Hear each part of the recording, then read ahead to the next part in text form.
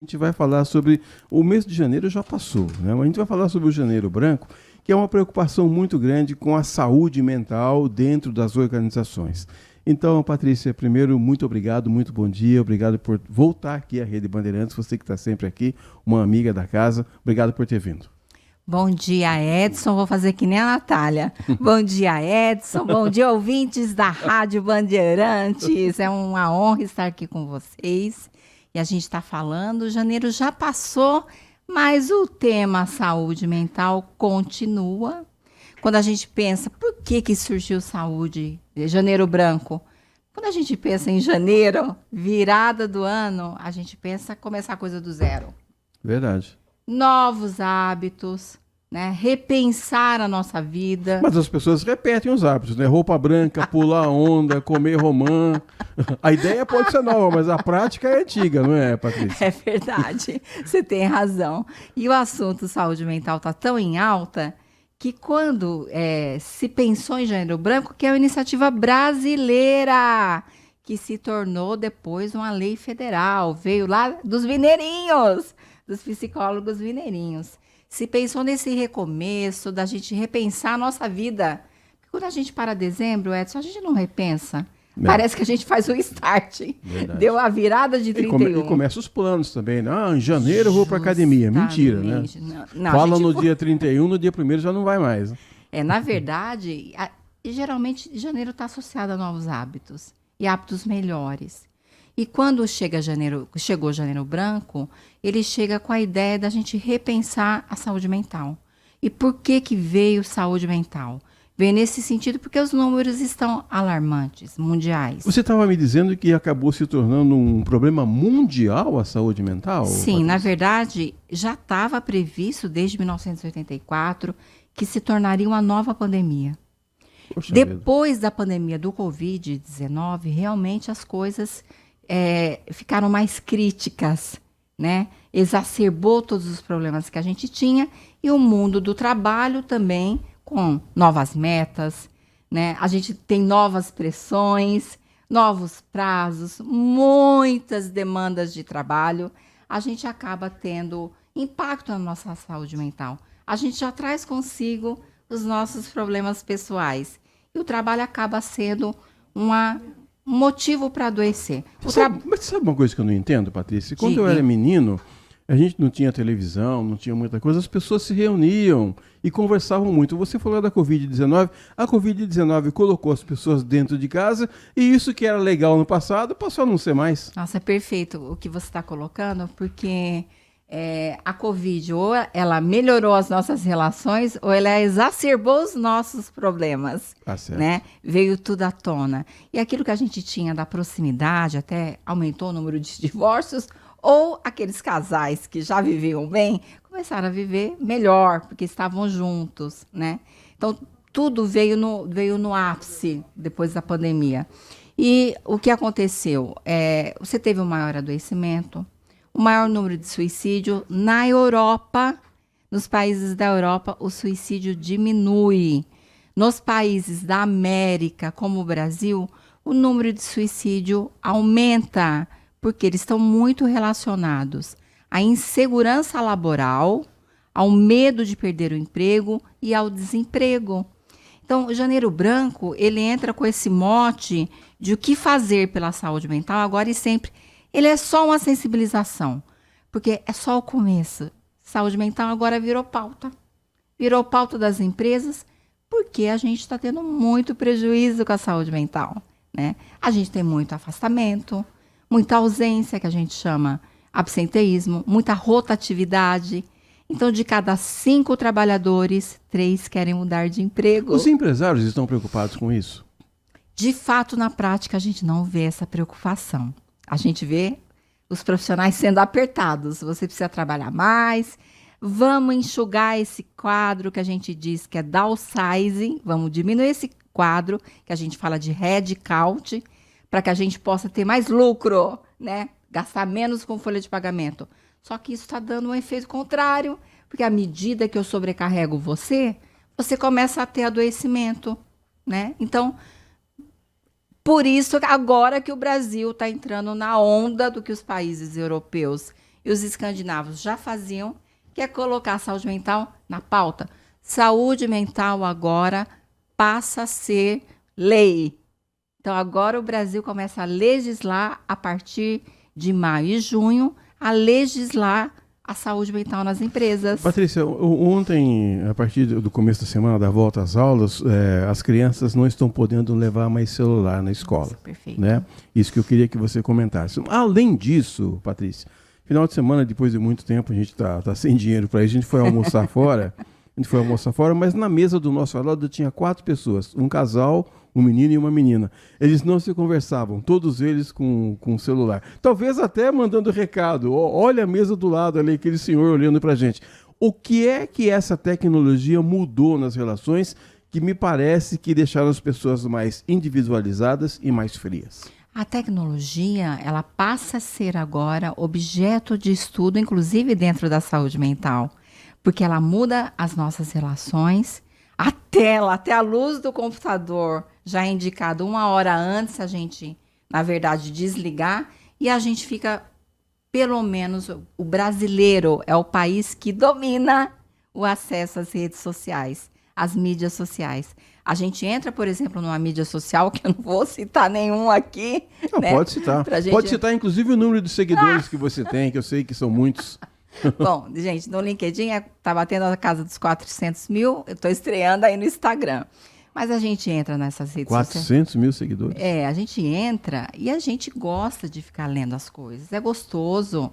Tem amigos assim como o Edson, que todo dia posta um bom dia no Facebook e que a gente gosta tanto, que a gente quer dar um bom dia, né? Então é gostoso, a gente passa a ter relacionamentos virtuais, mas isso impacta na nossa saúde mental. Porque às vezes você acorda 2, 3 horas da manhã, você vai fazer o quê? Você olha o celular para ver se você não está fora. Você quer ficar se mantendo conectado 24 horas por dia. E isso afeta a nossa saúde mental. Uma técnica boa seria desligar o celular na hora de dormir, né? Perfeito, perfeito. Hoje em dia, inclusive, a Organização Internacional do Trabalho e a Organização Mundial da Saúde, ela coloca algumas coisas importantes. Ela já referenda, por exemplo, o mindfulness, que a gente pensava alguma coisa zen, né? É alguma coisa zen, alguma coisa ninguém queria falar. Mas ela fala até, por exemplo, você está aqui agora, você está numa correria, você entra num estúdio atrás de outro estúdio, para 1 minuto, faz a respiração de mindfulness, aí você tem que aprender a fazer isso. Mas as empresas já estão fazendo isso, porque as pausas regulares, elas são extremamente importantes. Elas trazem um repouso, faz a gente focar, faz a gente naquilo que realmente precisa e faz a gente ter atenção plena e conseguir debruçar no próximo trabalho que a gente vai ter.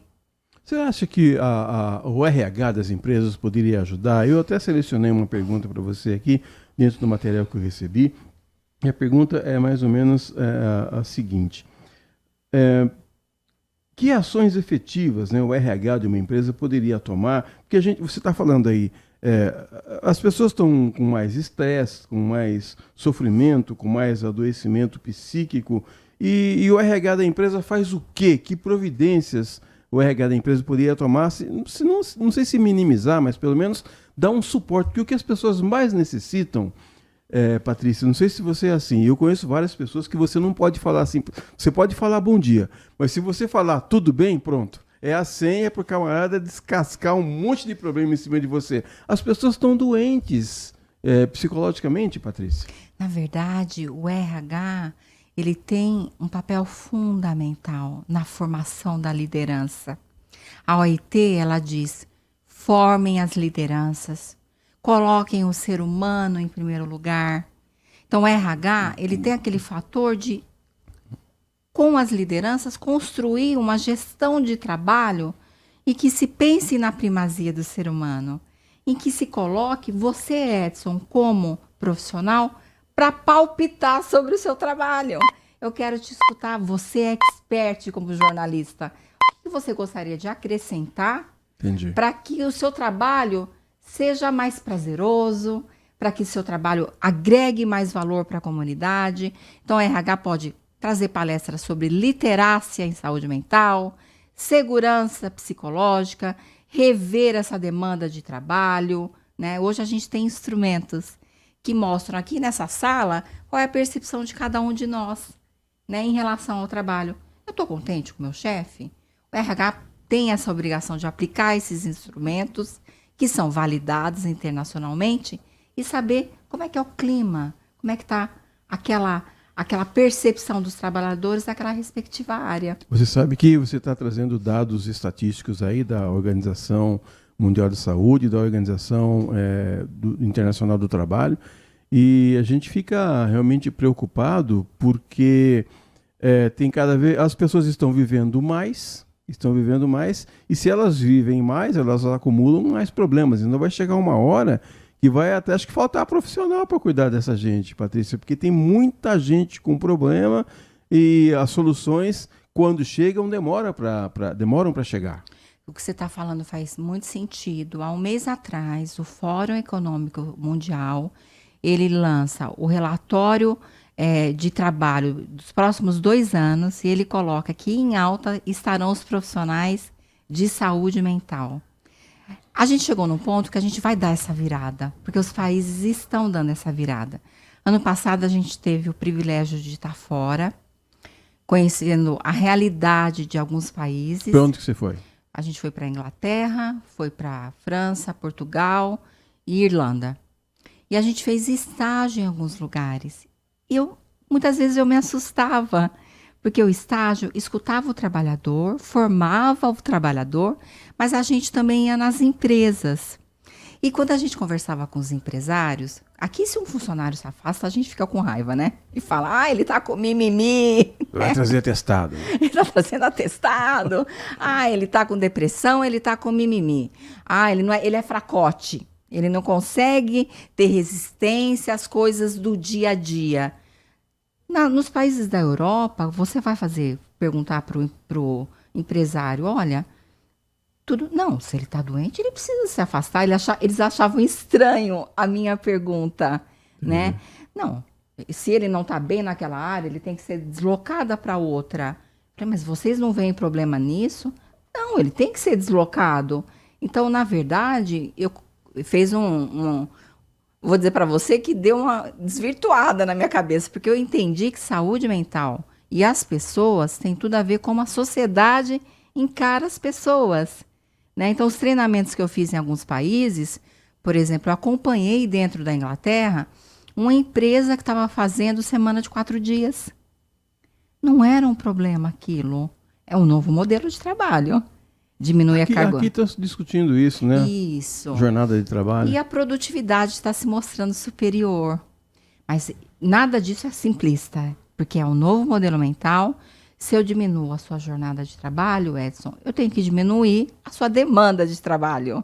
Você concorda? Tá certo. Você não pode pegar aquele 100% que você tinha 5 dias para fazer, ou você tinha 6, e passar ele a fazer 4, a mesma demanda. Você vai trabalhar mais horas com ritmo de trabalho mais acelerado e vai cair a sua cognição. É o que os estudos científicos mostram. Então, tudo isso está sendo pesquisado e existe uma evolução. Tem áreas que podem, tem outras áreas que não podem. Tem profissões que, quando você diminui a carga horária, o profissional vai procurar um outro emprego porque ele precisa de uma renda maior. Então, tudo isso é feito com muito cuidado, né? E com muito respeito ao ser humano. A gente está ouvindo aqui a Patrícia Pousa, que é executiva de RH. Eu tenho mais uma pergunta para você. Na verdade, não é nenhuma pergunta. Eu quero pedir para você dar um conselho aqui para os nossos ouvintes, porque, como eu reafirmo aqui, que eu sinto que as pessoas estão estressadas, estão sem tempo para nada. E como é que a gente pode fazer para ter uma qualidade de vida melhor, você que trabalha na mente das pessoas, Patrícia? Eu vou aí pela sugestão, quem sou eu, né, para falar algo eu mesma, mas da Organização Internacional do Trabalho. Você deve estudar, tem tudo a ver com autoconhecimento. Como é que eu estou, como é que eu me sinto, pensar no seu dia a dia, aquilo que a gente sempre escuta da atividade física, boa alimentação. Eu sempre vejo um certo jornalista querido saindo com a família, postando, isso é saudável, né? Estar junto com a família, aquilo que a gente via antigamente que você falou, né? Fazer práticas saudáveis, né? Fazer as pausas. E pensem assim, o trabalho, gente, ele nunca é neutro. Ou ele traz bem-estar, ou ele traz adoecimento. Como é que está o seu nível de trabalho? Ah, não, eu vou jogar tudo para cima e mudar de emprego. Se precisar fazer isso, faz de maneira estruturada. Porque o trabalho é importante não só para a nossa subsistência, para o nosso din-din, mas para a nossa essência, para a nossa realização como ser humano. Tá certo. O Edson Elias está mandando um recado aqui, dizendo numa empresa em que nós trabalhamos aí, houve uma época em que a filial da Alemanha começou a impedir que os funcionários tivessem acesso à rede após a jornada de trabalho. Hoje não, hoje se você bobear, você recebe trabalho para fazer até 11 horas da noite, que você falou, se você não desligar, tem atividade para fazer, não é, Patrícia? Verdade, isso acontece e, inclusive, eu vou falar dos dois lados, tá? Como head de RH dentro de uma empresa e vou falar como trabalhadora. A gente precisa tomar cuidado, porque hoje a gente tem muito passivo trabalhista. Se o trabalhador tiver comprovação que ele está sendo demandado fora do horário de trabalho, ele tem tudo registrado. Tem muitos canais de denúncia. No e-mail e tudo mais. Isso coloca a empresa e a marca da empresa em jogo. Né? Por isso que se aumenta muito, tem se aumentado os passivos trabalhistas. Porque os trabalhadores ficam esgotados. Então, deixa o trabalhador descansar, deixa ele fazer as férias dele. Dá um tempo. O final de semana, isso, dá um tempo. É isso mesmo. Ouvimos hoje a Patrícia Pousa, que é executiva de RH, conversando aqui sobre saúde mental. Você não deve deixar de se preocupar com isso. Repita uma das suas redes sociais, ou todas que você quiser, para quem quiser fazer um contato com você, ter um pouco mais de dicas sobre saúde mental. Gente, vai ser uma honra. É Patrícia Pessoa Pousa, tanto no LinkedIn, como no Instagram, no TikTok. A gente procura trazer coisas científicas, porque meu doutorado foi na Faculdade de Medicina da Unicamp. Então, a gente não traz blá, blá, blá. A gente pega realmente ali artigos científicos comprovados e coloca numa linguagem que o povo consiga entender. Não fica trazendo história que a gente acha que é aquilo. A gente coloca o que a literatura e o que as pesquisas científicas estão postando.